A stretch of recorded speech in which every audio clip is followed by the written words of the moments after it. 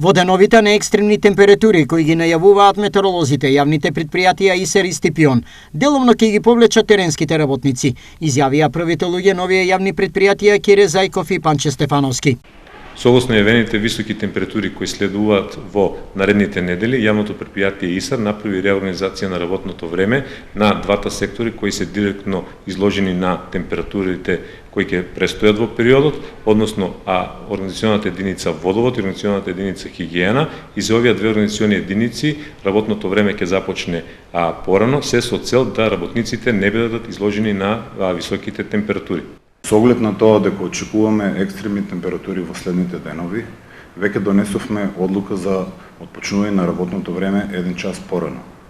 Ќе ги следиме температурите и по потреба ќе ги повлекуваме работниците од терен. Според Зајков и Стефановски, ова не значи дека врските кон граѓаните ќе бидат ставени во втор план. Секако ова не значи дека реорганизацијата на работното време на организационите единици во рамки на јавното предпријатие ИСАР нема да доведе во ниту еден момент да ние не ги сервисираме услугите кон граѓаните на општина Штип. Нашите работни обврски ќе ги извршуваме со динамика која ќе ја дозволуваат временските услови.